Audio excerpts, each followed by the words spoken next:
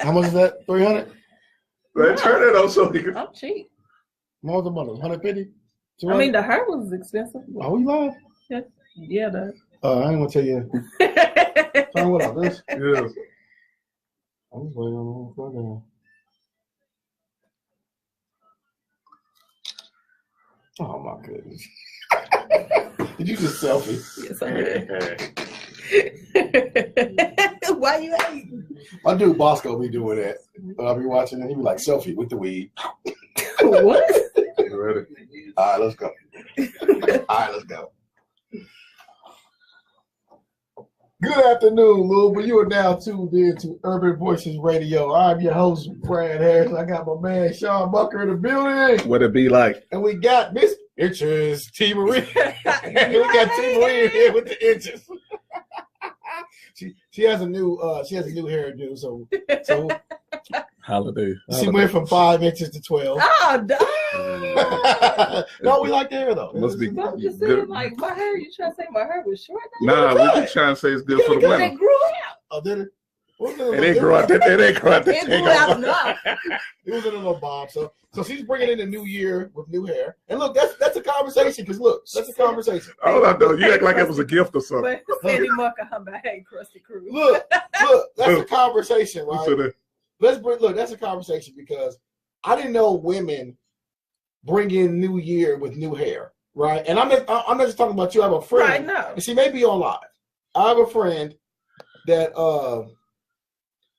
she grew locks, what we call dreadlocks in our hood or locks. She grew locks for 8 years, and she chopped her hair for a new beginning. I guess going through the new year with a new beginning. Is that what it was, too? Yeah, I mean, like when women do a chop, like that can be freeing. What does that mean? Freeing, like it just. I don't know. So it does something mentally? Yeah, I think so. You know, could, just like a dude, you know, saying getting his beard When shaped I mean, up when or I something had like that. after I had Reagan, my hair I had some length to it, and Okay. when I cut it off, it just felt was brand new? Yeah. I mean, it's just like some stress was alleviated. Just From the hair? women tend to be judged on their hair a lot. So when you can just do that and not worry about what people have to say, that is free. Hey, now let's say this. I think women are more. Is that not working? I think women are more judgmental about their hair than men are. I don't think we pay that much attention to women's hair like other women do to other women. I don't know. I think it's changing. I think especially with this natural. Yeah, because my husband he don't like. So you think we look at hair as much as they do? I mean, at first I think we did, but since it's natural thing, you can't really pay attention, because everybody's natural, so everybody's wearing their hair any way they want to.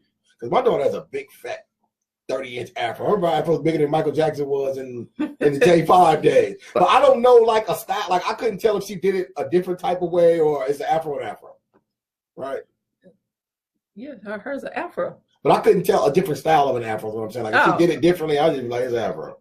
Well, I mean, afro's an afro. You would know if she did something drastic to it, though. Right? They got afro puffs or something. I mean, you would notice because, like, if she did it a different color, you're gonna notice. Yeah, I would notice that. Yeah. Okay. So. All right, let's jump into a couple topics. Right? Which one y'all want to dive into? Look, and I'm gonna go live after this show from the scene. I need somebody to go with me too because I need somebody to hold the phone. I'm gonna go live with this scene. You can from small places. No, I'm gonna do it in the car. I'm not gonna stop. I just want to ride by. I need somebody on the phone. But I want to talk about this police crash that I don't even want to call it a police crash. There was an accident that involved a police officer. Was that New Year's, Christmas Eve? Christmas Eve. An officer. I hate pronouncing her name. Everybody calls her Officer Deidre, and they say she was like a wonderful, wonderful person. I haven't heard anyone yet say anything bad about her. I've seen a couple of videos somebody try to share me that was whatever. But overall, people say she was a great spirited person, right? So Ms. Deidre, for those that don't know or haven't been following this, I don't think it's a can't miss story though. Yeah, well maybe those right here in Louisville. Yeah. But for those who may be on Tiana's Live that may be out of state, they haven't followed it. There was a police officer, a female, and she was conducting a traffic stop. And what I hear about this traffic stop, it was on I-64 East, right downtown Louisville, right in the main thoroughfare of our city. It's one of the most congested areas as far as traffic because it connects two different states. So she's on 64 East and she's making a stop. And from what I believe, there was a vehicle that stalled a vehicle that stalled in the right lane, and she pulled up to assist this vehicle by putting on her emergency lights. In the process of doing that, an 18-wheeler came around the bend, around the corner, smashed into her vehicle, smashed her vehicle into the stalled vehicle. Her vehicle immediately went up in flames, and she died on the scene. So we have a 60-year-old man that was driving a MSD, which is a Metropolitan Sewer District of Louisville, truck. He was driving the semi at work. 60-year-old man crashed into it. He's been arrested, charged with DUI and murder. And this is something I want to talk about because I've been following this very, very, very, very closely, right? And I ride past this area. I ride past this area maybe 5 times a day, every day during the course of work, daily. And when I ride past the scene, the fire was so intense, you can still see the burn marks on the concrete barrier on the right side of the highway. You can see the burn marks. So when I ride past and I look, and because I'm on the highway so much, I'm on the highway every day, 12 to 16 hours a day, something like that. I'm on the highway a lot. And what I've noticed, not just Louisville, but every major metropolis across the U.S. has began to expand their lanes on the highway. And I guess this is due to more traffic, more vehicles being on the road. That's what I'm assuming. I'm not sure. I'm gonna call DOT and ask why that is. But they have widened or added lanes to all of these highways, right? And as a result of them adding these lanes, we now have no emergency lanes. So when I ride past this spot on 64, the emergency lane on the right-hand side is no more than 2.5 feet. It's no more than 2.5 feet wide. So a vehicle, to put that in perspective, if a vehicle stalls and you try to pull over to the shoulder to that emergency lane, you may get one of your tires and maybe as far as the right side of your grill of your car in that emergency lane. The 3/4 of your vehicle is still in the right lane. So when I roll past the scene, it's right underneath the Belvedere. There's a viaduct or overpass, whatever you want to call it, right there. This 18-wheeler, there's a curve or a bend that comes into that area because people are merging off of 9th Street onto the highway. So if he's in the right lane, because the reason I asked that because a lot of people asked on my Facebook Live, not my Facebook Live, in my Facebook comment section, a lot of people asked, well, aren't you supposed to yield to the left or switch lanes when there's an officer there making a stop, right? But a lot of people were assuming that this is a shoulder or an emergency lane. This is the normal lane of traffic. Was it going east? It's going eastbound. Okay. Going eastbound, going out towards St. Matthews, going out towards that direction, right? So you're under the Belvedere, right lane. There's what, 1, 2, 3. I think in that area there's 3 lanes. I think there's 3 lanes there. So there's 3 lanes. So if you're going 64 east, you're in the far 2 lanes. If you're going to take 65 north, then you can 65 north or south. Those are the far left lanes, right? So when you're coming past, say if there's an 18, let's go back. Officer Deidre stopped, put her lights on, I guess to help assist this vehicle and probably stop someone from colliding into that vehicle. Right. So when I come around the corner, and I'm gonna go live after this show, and I'm gonna have someone in my car holding the phone so we can actually see the emergency lane, we can see the curve, we can see the actual area, right? So when you come around that bend, if you're in an 18-wheeler or a semi, and MSD drive semis, a lot of times they pull heavy equipment, tractors, bulldozers, etc. If you come around that bend, and at this particular junction, there's always a significant amount of traffic between noon and 3 p.m. Rush hour being 3 to 6 around here, 3 to 7. But there's always traffic. So if he's coming around this bend, the 18-wheeler, and as he comes around and he sees these lights at the last minute, is it possible at 55, 60 miles per hour to stop without hitting that vehicle? Is it possible for an 18-wheeler to switch lanes? We don't know. And I'm not trying to exonerate the driver. Right. I'm just putting a different perspective, right? So if he's coming around that bend flying, or not flying, going 55, 60 miles per hour, which is the speed limit, and he sees this car at the last minute because he's coming around a bend, is it possible to stop in time or switch lanes being 18-wheeler? That's a question, right? So then I saw that the police department, I saw the video of them giving him field sobriety tests, right? And when I watched the field sobriety, I've taken those before. I don't have a DUI, but I've been stopped before. I've been stopped and had to take a field sobriety test when I was not drinking. Thank you, Bowling Green, Kentucky, leaving the party in Western Kentucky. I took a field sobriety test blew 0, 0, 0, 0, 0, did every test, failed the field sobriety test as far as all the walking, and the officer told me that I had bad coordination. Promise you. I promise you. Western Kentucky. Bowling Green, Bowling Green, Kentucky. But yeah, so when I saw those field sobriety tests, I saw him following a finger with his eye. To me, he did that perfectly well, right? I saw that. I didn't have an issue with it. Then they gave him the walking where you put heel to toe. That's the part I failed. Heel to toe. And I was in my 20s, and it was heel to toe, and I had not been drinking, but it was heel to toe, right? Now, mind you, this is a 60-year-old man, overweight, out of shape, that just got into an horrific accident. Is he able to walk heel to toe?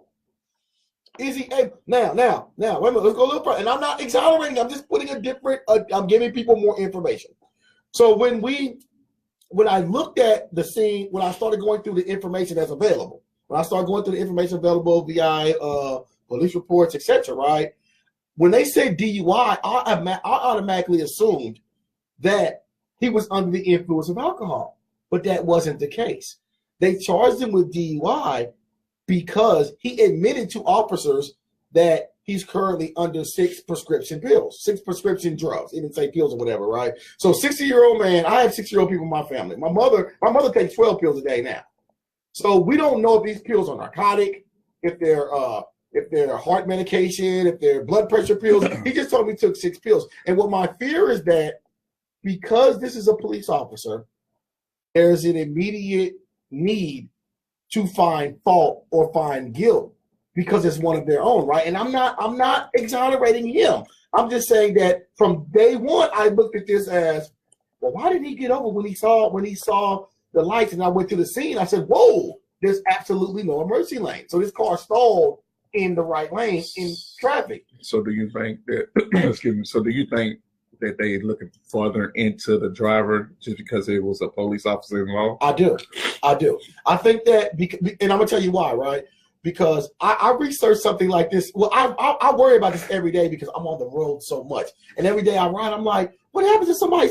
When you start having kids on the road, you start thinking differently than you did when you didn't have kids on the road. So I have adult kids that are on the road now, and I'm like, where's the emergency lanes at? You remember in the 90s and early 2000s when we started driving, there were huge emergency lanes. Like if you pulled over, your car can fit in the emergency lane and you're fine, right? That doesn't exist anymore. If you drive down I-65 through the city of Louisville now, the emergency lane on the shoulder where the concrete wall is, on the inside shoulder, it's 2 feet. I mean, I also feel like that, you know what I'm saying, we always have people working on the highways. I mean, always, from the time I start driving, right, it's always somebody working on the highway. Right. So is this a spot where traffic accidents is unavoidable? Is that what you're saying? Well, I'm saying that this may just been an accident. Right. I think it was. It may be an accident. Now, if it comes back that the 6 prescription drugs he was taking, that the doctor put, sometimes they put on the bottle, don't operate heavy machinery or whatever, then that's a different issue, right? But if he was just under 6 regular medications, they're trying to say, well, one of these heart medications can make you sleepy, possibly, depending on who you are. And you know what I mean? If that's the case, and that he came around the bend and there was no way to see that until the last minute, it may have just been an accident. And the reason I say this is because I went through this a couple months ago, well, back in August, right? I was coming out of Lexington, and I'm a proud Toyota Prius driver. I'm environmentally friendly. Big man in a little car. Yes, but no, I'm a Prius driver, right? So my car sits real low to the ground. I ran up. I just got a new car.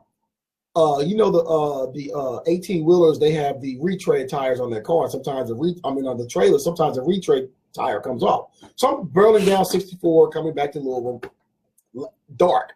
At the last minute, it was an entire retread tire in the highway. I couldn't move. It was the last second. I couldn't swerve, so I had no choice but to run it over, right? I ran it over, and it felt like, I don't know what a body feels like running over it. Bloop, bloop, bloop, bloop, bloop. Man, it drug. So immediately I pulled over, right? That tire, because my car sits, it's a gas saver, so it sits low so wind doesn't get under it, right? It tore up the front grille. It tore up the radiator. It tore up the air conditioning condenser from the bottom. It pushed everything back, right? So I'm like, I just got this dang old car a month ago. I just switched to a new insurance company 2 months ago. I don't want to make this claim because it's going to be, and they raised my rates for that too, by the way. And they did because they say that things on the road are considered avoidable. How? But yeah. So when I started doing research on how, I was pissed because I said these retreads come off these 18-wheelers on a regular. We see them all over the highway, right? Yeah. So I started researching how often this happens.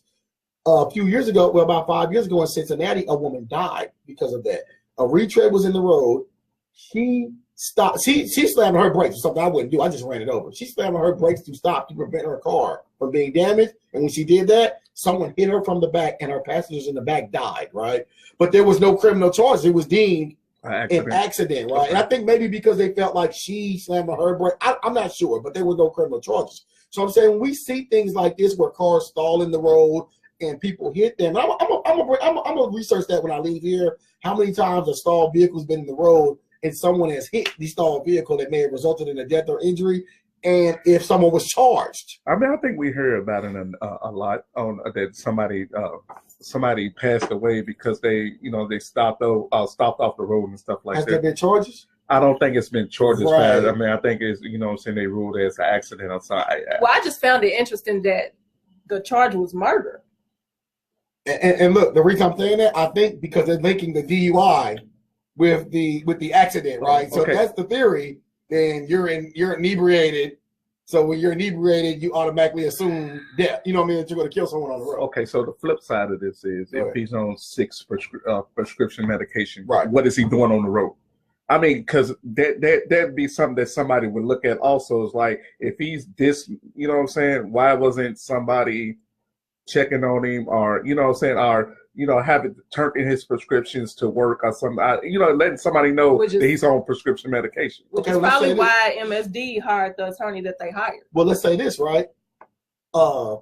T, I don't know if y'all remember. I don't know if I told you, Sean. I think T remembers. Maybe back in the spring. Remember when I was having these severe allergy attacks? They were killing me, right? So I finally went to the doctor. I didn't want to go because I'm a man. I hate going.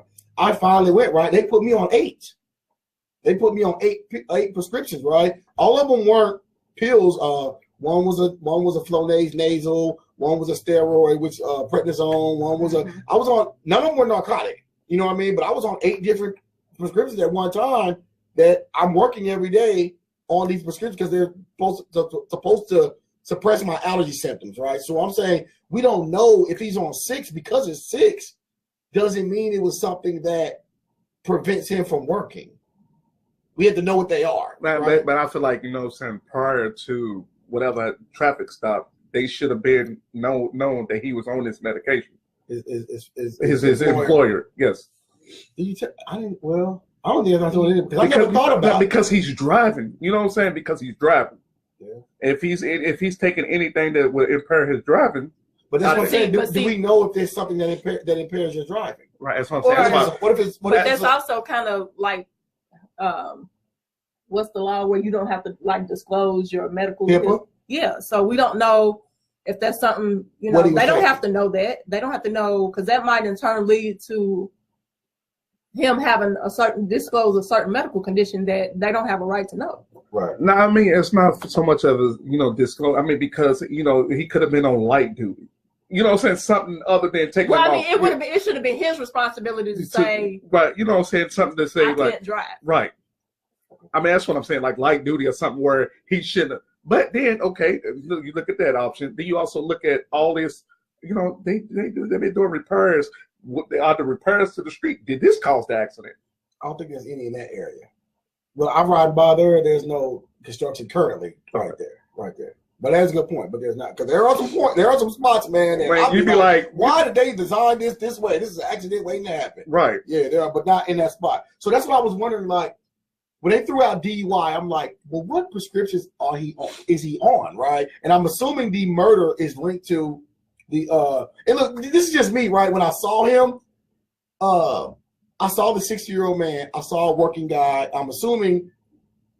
And this is an assumption. Maybe he's been at MSD for a while, but he's close to retirement age. The age people usually retire. Mm-hmm. And I kind of felt like, I'm like, let me find out what's going on with this. You know what I mean? It just didn't fit right for me. So when I saw DUI, I know a lot of people automatically assume, I made a post, I automatically assumed it was alcohol. And then When I'm like 6 prescriptions, my mother's on 12.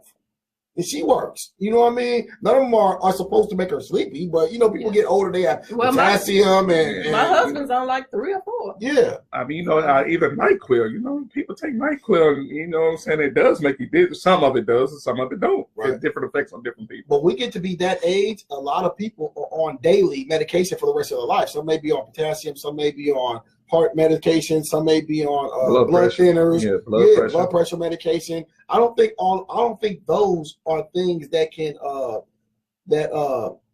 prevent you from working. But I think if you look into any of those, it could be the 1% that it says this can make you sleepy or whatever. And I hope they're not using that as the basis of a DUI. You know what I mean? I'm not saying they are.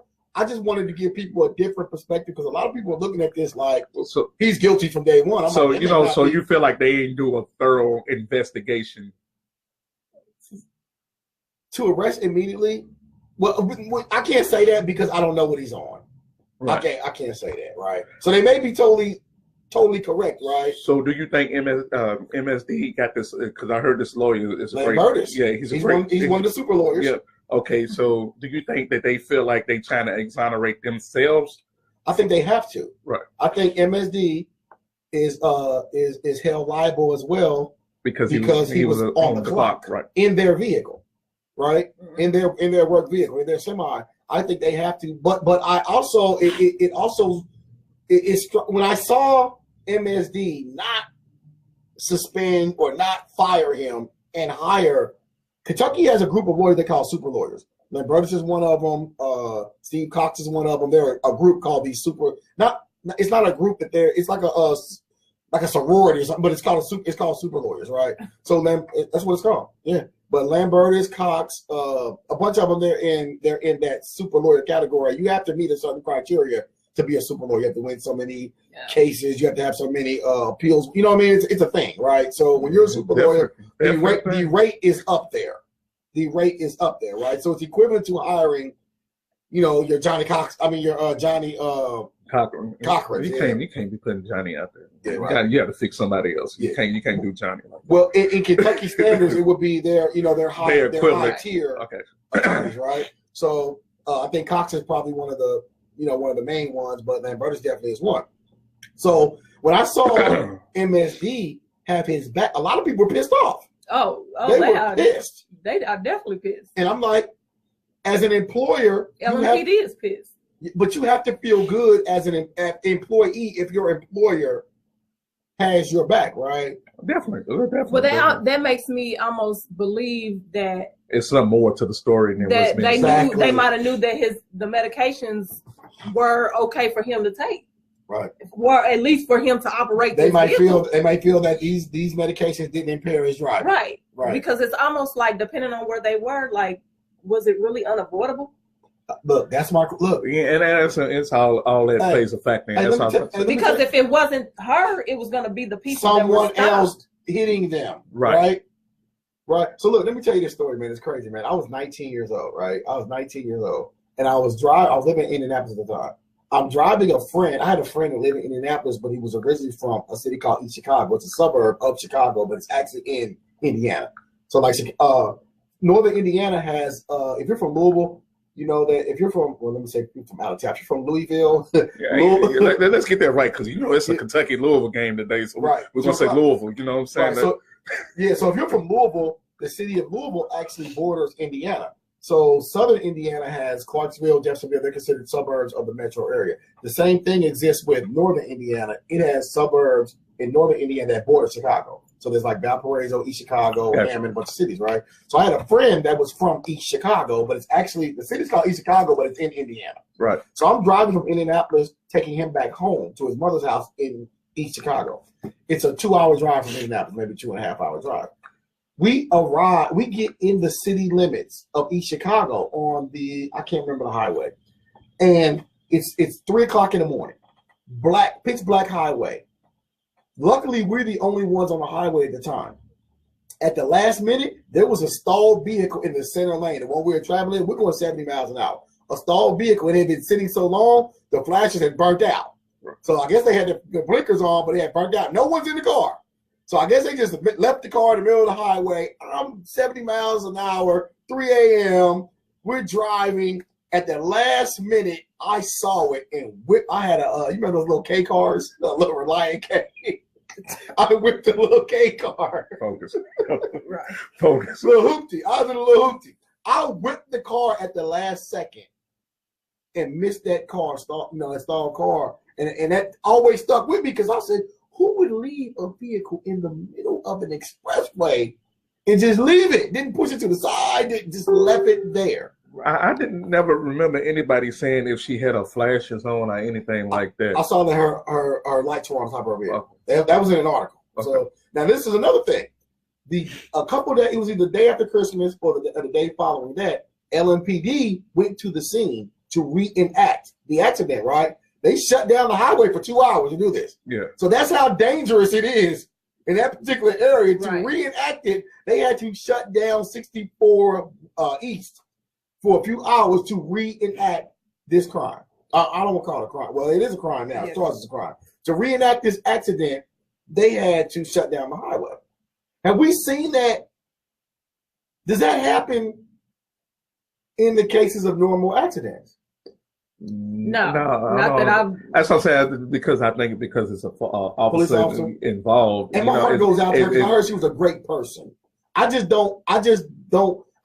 not condemning her. I'm just looking at the other side. So basically, maybe this was an accident. That's what I was about to say. So you saying basically that instead of pressing criminal charges, it should just be viewed as like an accident instead of criminal charges. If those medications come back to deem that they weren't mind altering or they weren't. See, but I don't know.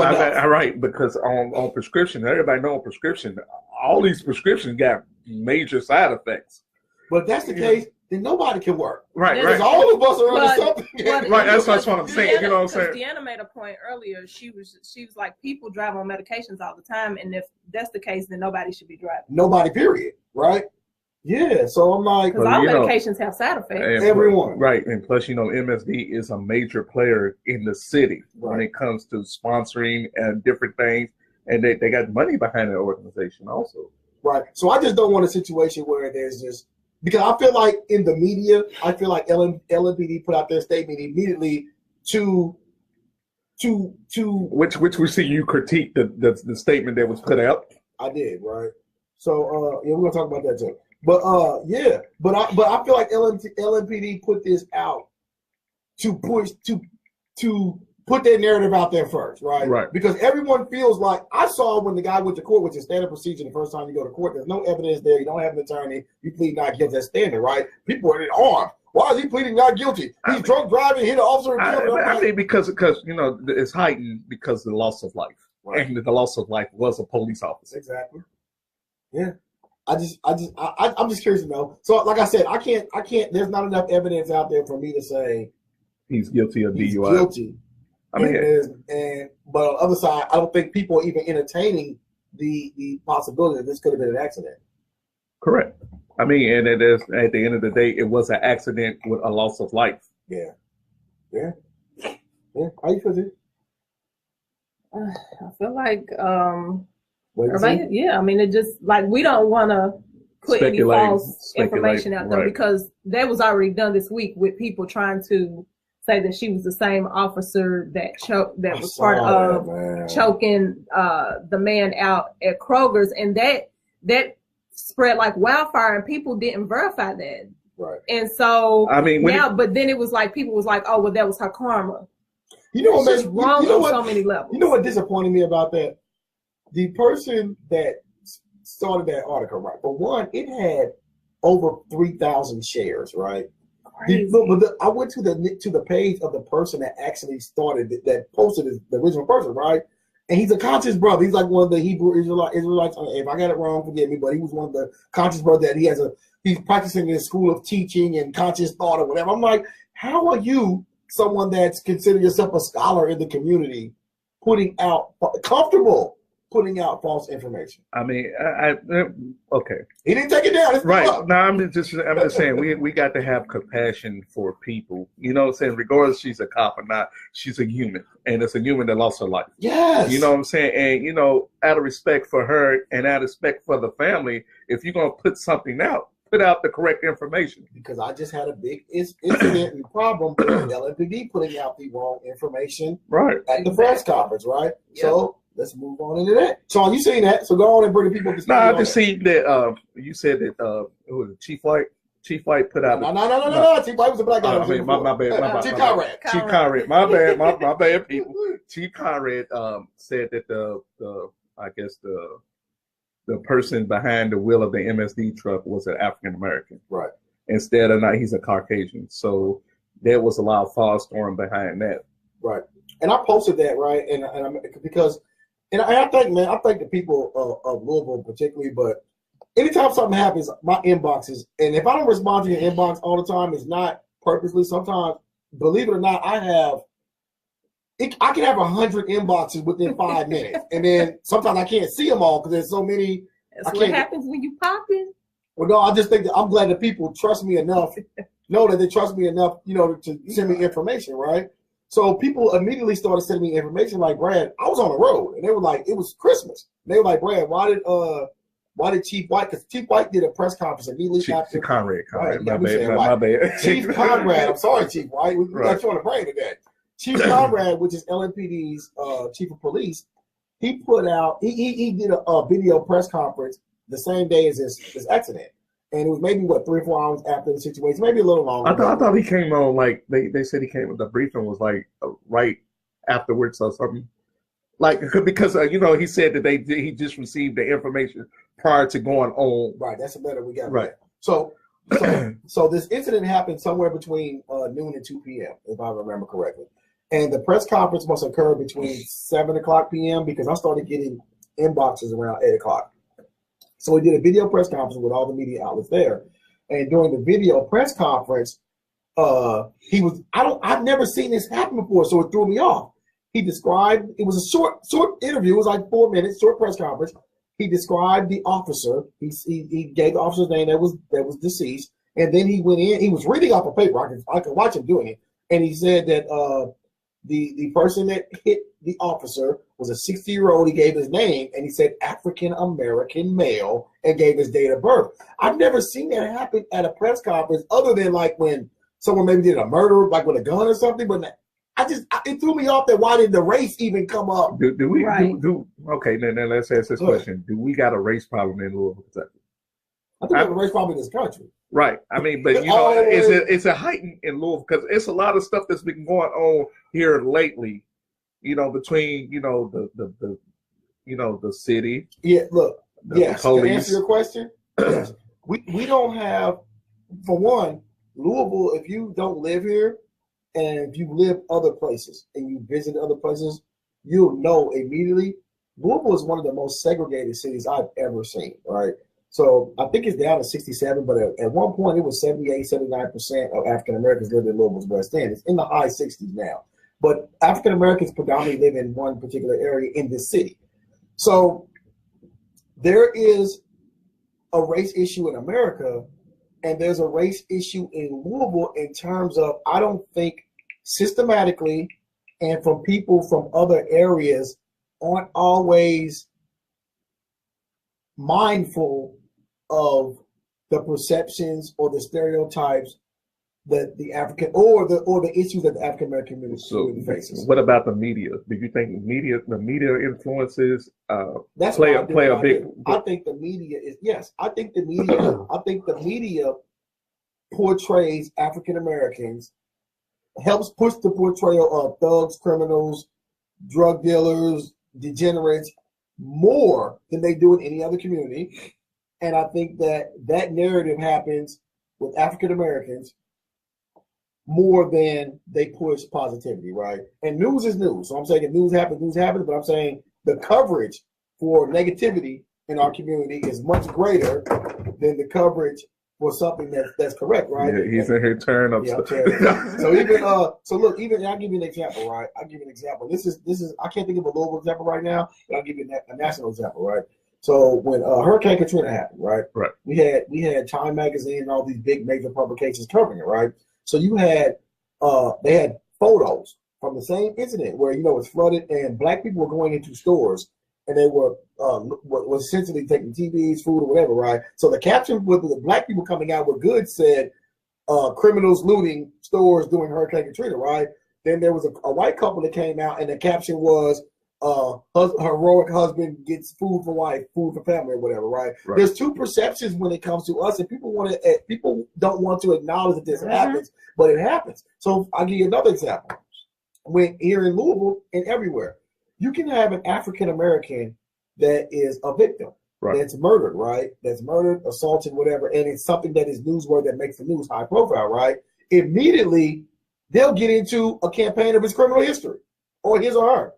Instead of this person being a victim that has unrelated, it could be in 1998, he was convicted of a drug conviction or what that takes on the narrative, and it helps people that aren't from our community to feel like, oh, well, it's another criminal gone, you know what I mean? Or that needs to stop. But yes, it absolutely does happen. Okay, so that leads us into the next segue about the young man, about the police chase. Okay. But let's finish up on Chief because people didn't know about the letter. Okay, So Chief Conrad gets up and he says African American, right? And so people began to inbox me. I didn't see it. I checked it out. Christmas was the next day. I saw it. The following day, I put up a side-by-side caption. I put up a video of Chief Conrad saying is African American male and a picture of the actual white 6-year-old suspect that's being charged with murder, right? So I put it up. It went. I don't want to say viral, but it did its numbers, right? So people were upset. And I took it a step further. So being that we have a pretty friendly relationship with the mayor here, I shot the mayor an email, right? So I shot the mayor an email. Immediately, the mayor's office, like, they forwarded straight to the police department. They're like, yo. I think it needs to be clear. It definitely needs to be cleared up fast. So my thing was, I just wanted an apology, right, and a retraction. Because a lot of people feel like I'm not speaking for everyone else. I felt like race did not need to become an issue at that press conference, right? But if it was, get it right. Once you get it wrong, it feels like it lingers. Yes, and I get it. He read off a script, right? But it feels like immediately it's so commonplace or so reactionary to be African American that it gives you a mindset of, man, in their head, they automatically just thinking like we're the criminals. You know what I mean? That's what it felt. Whether that was the intention or not, that's how it felt. Something more than what actually happened. You know what I'm saying? Other than the accident happening on the highway, it felt like it had a different narrative. Like they're always the ones doing something. So it's just so natural to spew this out, right? And I'm not saying that's what happened, but that's the feeling it gave me. So I thought an apology and a retraction would have been fine, right? A lot of people, I can understand on the other side, they probably feel like that's taking away from, because I had a back and forth with a young lady, the officer that died, her sister and I had a kind of back and forth on social media. And she felt like I was being disrespectful by bringing that up. It was taking away from her sister's death, right? I'm like, no, I totally sympathize with your family and the death, right? But at the same time, I sympathize with my community as well. And I don't want my community to be put in a bad light. We're already in a bad light for something that we have nothing to do with. We get blamed when we got something to do with something we ain't got to do with. Not alone your community, our community, everybody's community. This is our community, and we need to change the rhetoric that's coming out that they're pushing out to the community. Right. So I shot the letter out to the mayor. It was Christmas Day. They didn't respond. They responded immediately the following, which was Wednesday morning, 26. So a representative from Louisville Metro Police shot me back a letter, and the letter was basically, we understand the perception of the community. And they use a key word there that kind of stuck out to me. They said that we're aware of the negative perceptions, and we're trying. I need to pull it up because I want to get it straight. But they use the word systematic, and that's systemic, and that's that to me that you're aware that there is systemic discrimination. Yeah, I mean, yeah. They use that word. That stuck out that they use it, right? So, but when I was reading it, right, it's still, I was disappointed because they apologized and she was. Did they ever go newsworthy wise? Did they ever go on? They still ain't went back and retracted nothing. Right. So the thing was that the letter was explaining that Chief Conrad just got the information as he was walking the door to the press conference, right? And that's alarming to me because if you're the chief, right, and this was something major, this happened 3 blocks from police headquarters, I would have thought you would be briefed on everything, the suspect, his race, who he was, being this is one of your officers. This is just not a regular arrest. One of your officers died in the situation. So it's absolutely right to get the story correct. Yes, because before he was arrested, right, the media had live video of him taking sobriety tests. We saw this on the news, so everyone in the viewing area saw the suspect, right? So to walk into a press conference, it just shows me maybe the chain of command, and this is the leadership here. So if the leader is putting out incorrect information, can we expect the officers to have the correct information when they're doing their daily jobs? That was my concern, right? And this is my thing, right? I often see Chief Conrad when I'm out working. I usually see him like twice a week, just walking past, and hey, what's up? And hey, what's up back? He doesn't know who I am or anything, but I'm sure I'm going to see him again in the near future, right? And when I see him, best believe it's not going to be disrespectful. I'm going to stop him. I'm going to let him know how this affects our community. I'm going to try to get him to go on my live right then and at least issue an apology, right? You better put your hand. You better come in a way that you don't feel threatened. No, I mean I walk past him all the time, and like we exchange pleasantries on a normal basis all the time. So I'm gonna put him to the side. I'm trying to talk to him, but I felt this in the letter. So I mean, not to cut you off. So what makes you think if he ain't went on a national news and exonerated or corrected that information, what makes you think he's gonna go on your live and correct that information? Honestly, I don't think he is, right? Right. I'm not gonna feel good until I at least press him about it, right? Right. I'm gonna press him about it. But what disappointed me was that the opportunity was there in the letter. That's what disappointed me. I'm like, she wrote this letter explaining that he got the information as he's walking the door. She could have easily then said, on behalf of Chief Conrad, we also apologize to the community. We offended anybody. That could have been, I would have left it alone at that. And the fact that they still you wouldn't have had to do anything public. I would have left it alone at that. But it didn't happen. So let's move along. We already know. Nah, this you know what I'm saying, because it was another major story that happened in that time. Okay, you know what I'm saying about the car chase. We didn't get to that last week, did we? I know. Okay, so it was the 22nd of December. 22nd of December, Louisville Metro Police was involved in a high-speed chase with, I want to say, 3 African Americans, I believe, with 3 or 4 in the car. I believe it's 3, right? From the information we get now, it's 3, maybe 4, but 3 that I know of so far. Right. But there was a police chase. So this police chase resulted from an attempted stop on a stolen vehicle. Now there were 2 actual chases here that people may not be aware of. There were 2 chases, same car, same group of people within and out. So the initial stop was made somewhere around the old Louisville area. So the police either identified this vehicle by tag or plate, depending on what city you're from. We call it different in different cities, but tag or plate, or maybe they just identified a stolen car. I don't know. But at some point, they were aware this was a stolen vehicle. There were 3 or 4, I think there were 3 teens in the vehicle. I think an 18-year-old, if I'm correct, was driving the vehicle. They're being very hush about the other people in the vehicle. But there was a teen driver of the vehicle and I believe 2 other passengers, maybe 3. I'll get you more information on that. But the chase stop, the initial stop started in Old Louisville. The first report I saw was that when 2 officers attempted to stop this vehicle, the vehicle made what they call a maneuvering tactic. And when the vehicle made the maneuvering tactic, the driver did, the 2 squad cars collided into each other. So that happened initially. At that point, the stolen vehicle got away. The stolen vehicle later is spotted on I-65 South, which if you're in Louisville, that means it was from the downtown area headed towards will be Bullitt County, headed south. At some point, another police vehicle spots this car and I guess put the lights on them. A chase ensued. Now, I don't know, because they're not releasing this part, if when the officer put the lights on 65, if the officer chased them or they just took off. You know what I mean? Because we don't know that part yet. If a chase ensued or they put the lights on, they took off. But anyway, they took off. They exited at Fern Valley Road, which is what, 1-2 stops away from leaving Jefferson County. So it was the last. After that, you have the outer loop exit, and you have the Gene Snyder. After that, you can't exit anymore. Well, you can exit at Brooks Road. After that, you're out of Jefferson County. So the teens exited at Fern Valley Road, assumingly at a high rate of speed.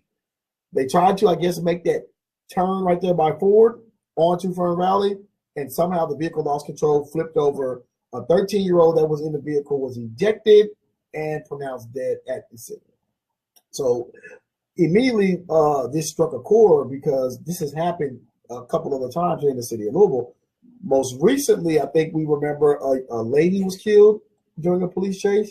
And then back in 2000, maybe 9 or 10, there were the 4 boys that were in the police chase that ended up crashing by Manual High School, resulting in someone's death as well. So in 2012, Chief Conrad, our chief now, he initiated a policy that states that because of these deaths, and when I read it, the policy is said not to be specific to one of these past incidents. It was a combination of all of them together. They looked at the evidence, and a lot of states do this, and the policy says that the LMPD has a policy to not initiate police chases unless the crime committed by the suspected driver is a violent felony, meaning someone just committed a robbery, carjacking, burglary, murder, etc., or the driver or someone in the car is wanted for one of those type of violent crimes.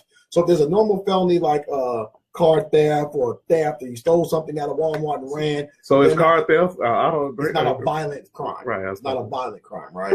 So there's a policy. So there's an investigation going on now by LMPD, a certain department. They had an investigation to determine if policy is broken, right? So they do this. The policy is put in place. A lot of states do this. I have to refer people back to 1994, the OJ low speed chase, and that's California had that policy back then, right? And what was happening was that they were finding that police were engaging in these high speed chases, and a lot of people say if you have a stolen vehicle, whatever, you're just driving at normal speed because you don't want to be detecting your stolen vehicle. You're just driving. Right. They figure out that the car is stolen, light you up, chase you, right? And then when they chase you, you endanger other people. But a lot of times, police officers were hitting innocent people and killing them in the process of the chase. So a lot of states put this policy in place that we won't chase you unless it's a violent crime, meaning that you're able, you put someone else in danger, possibly by carjacking or murder. They'll chase those. So the policy is to back off, let the people go. Hopefully they'll slow down when they see that they're not being chased anymore. You get the plate, you get a helicopter, use some other investigative tactic or tool to catch them later is what they're going with. So with this chase, you feel like if the chase wouldn't existed, the 2 officers wouldn't have crashed and we wouldn't have had a loss of life if they backed off, if they follow policy that was created for a non-violent offenders being chased, car chase? Possibly. Is there a lawsuit coming? I don't know yet. Yeah, I'm sure. Okay. But possibly, right? Because, Sean, we don't see there's being some tight lip with this. We don't know from the initial chase when the 2 officers collide into each other. We don't know how long, because I think they're allowed to light you up if you take off. They follow at a certain speed. And then if you get in excess of 40, 50, 60, they're supposed to back off, right? I don't know. They haven't put out that type of information as far as how long that chase took place or what speeds were reached. But it sounds like they were at some pretty good speeds. If he did a move, they hit each other. Man, that sounds like some Dukes of Hazzard. But I don't want to make light of the situation. But yeah, Sean. That's a good point. That's a good point. And at that now, see, this is what I look at when things happen with police. Like I'm looking at with the officer that was killed on the highway, right? This is the same thing I'm looking at. After those 2 police officers collide into each other, right? Was there a sense of anger there? You know what I mean? You know what I mean? Right. Yeah, was there a sense of anger there? Maybe policy was violated because or maybe or they're going to try to use that as the violent crime. Okay, so I'm looking at this a lot. So here lately, these last 4 weeks out of the last month, the police has been in the news for various reasons. from the Kroger's incident, from the jail incident, from this high-speed chase incident. Okay. God bless, the officer that lost her life. Okay. So do you think something needs to be done, or some policy needs to be changed with what's going on with the police? Because, they under a lot of scrutiny, which is rightfully so for some of the things that's being done. Let me tell you this. I'm going to give you my opinion, and I hope I don't receive any backlash from this. And when I say backlash, I mean from the city, right? I feel that a change in leadership needs to happen. There's been people that's been calling for Chief Conrad to go. I feel there's a change in leadership. And the reason I say that, not just because of incidents that affect our community, when I say the black community, right? There was that major situation with that Explorer thing. And from what I didn't get into that initially, right? Because it just didn't interest me. I'll be honest, I just wasn't interested. But when I started looking into it, the feds had to step in and bring charges, that it appeared that these officers were molesting little boys that were in the Explorer program. And for those go ahead. Now, speaking on that, and this is my, what we've been saying is that, under the leadership, it's always that somebody has to come in and do the job of another agency. Right. It has to do the job of what's going on in our community when we already got an agency here. Right. Just like, what I'm saying, the Whitehead family and the things that happened with him being locked up, they had to bring. Boy, they was punching him out there. Right. Now, is that under Conrad? Because I think Metro Corrections has they're two different departments, right? I'm not sure. Sandy's on here. I think Metro Corrections has their own, I don't know if it's called a chief. Own leadership. Yeah, I think they're different. I don't know if they answer to the city. I don't know. I'm not sure. I mean, I'm almost for sure they would have to answer to the city because it's a city, ain't it a state job? But I don't know if it's under a LMPD. Government job. I'm sorry. Is it under LMPD? Is Metro Corrections under LMPD? I'm not sure. Good question though for Sandy. Well, because when stuff happens at corrections, they always interviewing that one guy. He's a chief. He's a head. I don't know what head of corrections. Commissioner, I think he's called. Well, I thought it was head of corrections. It might be. Yeah, I don't know his job title. But look, but still, good point. But what I'm saying with the Explorer case was that the Explorer program, I guess, was for young kids to get in this program and learn how to be a police officer or train to be a police, something like a Boy Scout thing, but it was held by a police department, right? So there were multiple little boys that were allegedly molested, or they've been charges now of them being molested, and the feds have stepped in and charged officers that were fired with this. And what they're saying was that there looks to have been a cover-up for years that this happened, and Chief Conrad didn't pursue charges, and he's saying so it's kind of Rick Pitino thing. He's the head, but he's saying that he didn't know any of this was taking place when it's going on, and he may not, right? But they feel like you feel like since it's done on his watch, then he has to ultimately take the responsibility. Look, that's why I'm saying African American at that press conference stuck out to me so much, right? How much goes on? The chief doesn't know. This is the leader, even though that was just people say that was just a word mix up, or a mistake. Okay, but someone handed you, and I said, they set the chief up. Whoever handed him the paper, they want you out of here. I don't know. You know what I mean? But all right, let's change. Let's change the topic again. You know what I'm saying? Here in the city, we have one of the biggest rivalries in college basketball. We'll wrap it up with that. All right. What's up? We got the Louisville fans out there. We ready to get this win? We're here, man. Okay. What you mean? Oh, geez. Look, I swear I forgot your favorite color is blue, so you probably not feeling. No, I don't like Louisville at all. Look, I think Louisville has a great chance to win this game today, and the reason I say that is because I'm impressed with Coach Mack. I'm impressed, even though we're not ranked this season, which is a rarity because we're usually ranked. But it seems that these players enjoy playing for Coach Mack. They're having fun out there. I think we look good. I think we you know what I'm saying, a lot of people didn't expect us to be where we at right now. You know what I'm saying? And we know that them dudes down the street, they do a lot of cheating anyway. So where does it? Okay, the game's gonna be at the Young Center, right? It started 2:00. No? Yeah, I know. So we're gonna have to end this show a little bit early so I can go watch the game. So someone's in my inbox telling me to read your comments. I believe it's Chanel. Okay, yeah. She had made a couple of comments also regarding the police officer and regarding the police officer.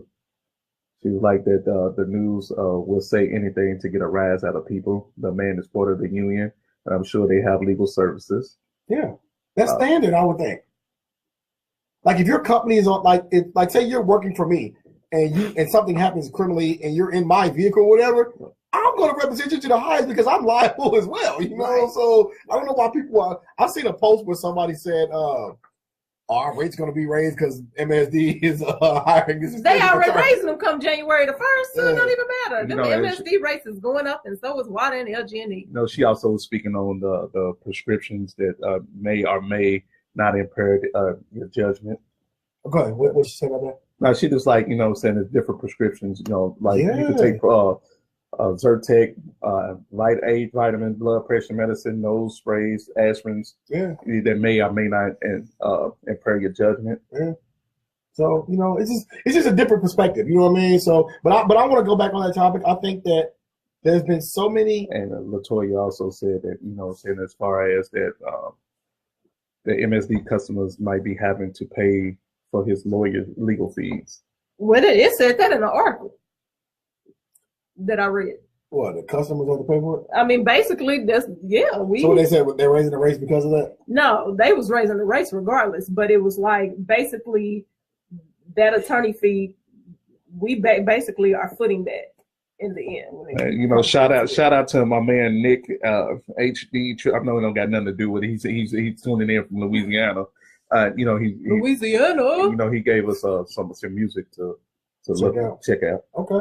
All right. But yeah, I think, man, back to the chief, I think it's definitely time for a leadership change just because there's been so many controversial issues under this chief. And increasing crime rate. Yeah. I mean, didn't they report that the crime was going down? Yeah, but it's still the highest that it's been since White left. It's somebody who named that's another topic we got to bring up on another day, right? Is when crime increases, because this is the double-edged sword, right? When crime increases in a city, right, is it the police's fault or the community's fault, right? And the reason I say that is because we have this double-edged sword of crime increases and then people blame the police, right? So then the police, to combat that, you have to patrol more heavily or in more areas, right? So when they patrol more heavily, they get accused of racial profiling and da-da-da-da. Right. So or they're over here messing with everybody for no reason. So I'm like, where is the fine line? It's no balance. All right, well, saying let's send some condolences out once again to the officer that lost a life, Officer Deidre. Yeah. Also, send some condolences to the young man that lost his life during the car chase. Shout out to Master P 2X for paying Master P for paying for the funeral. Master P, the young man that passed, and his name was he was 13-year-old Anthony Tyus. Activist. He was an activist. Right? He was an activist because when he was 12 years old, he was shot. No, he was 10 years old, right? Mm-hmm. 10 years old, he was playing basketball, and the stray bullets hit him in his community and shot. So Master P was already familiar with him because Master P spoke with him back when that happened, and he kind of was an activist in his community. So this is a tragic thing that happened 3 years later. Right. Right. So sad situation. He was part of. Shout out to Richard Whitlock. He was part of the felony gap. There's a gap for. Felony gap. It's the gap felony prevention. My bad, Richard. So his program takes kids that have incarcerated parents and tries to prevent them from entering the criminal justice system. So Richard has a nonprofit doing that, and it's pretty great. I want to get her name right because I don't want to just keep calling her Dee. So I need T. She's the scholar here to get her pronounce the name because I don't want to mess it up. So yeah, we put you on the spot. I'm like, what? So and before we go, let me read the letter I did get back from LMPD. It says, Mr. Harrison, I was forwarded your email from the mayor's office regarding some misinformation that Chief Conrad relayed during his press conference Monday evening about the suspect involved in the death of our officer. Chief Conrad was given the information about the suspect as he walked into the press conference. I'm not sure exactly how the mistake was made, but it was just that, a mistake at the end of a very long, stressful, and emotional day for our department. I do understand your concerns about the perception. We did clarify with the media after the press conference, and the mugshot and other information released also clarified the individual's race. I want to assure you that this chief understands the sensitivities that exist in our community and is working very hard to address them both on an individual and systemic level. That stuck out to me when you said that. I appreciate you sharing your concerns with the mayor and our department. I hope this serves to alleviate some of those concerns. Nope, but okay. Right. So that was. I mean, you know, they did address it. You know what I'm saying? Right. It is what it is. So her name was Detective Deidre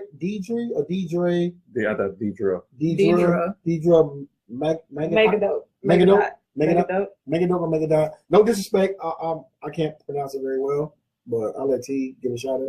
I think on the news they've been saying Mengedoht. Shouts out to her, her family, and we'll see where this goes, man. So we'll keep you guys up to date. And catch us every Sunday, Monday, and Tuesday. We're out of here, people. Peace. Hope y'all enjoyed today's show. Go Cats. We'll see y'all next week, Saturday, 1 p.m. Catch the Urban Voices team out enjoying some New Year's events. You'll see us somewhere. Catch us in the wind. Nice.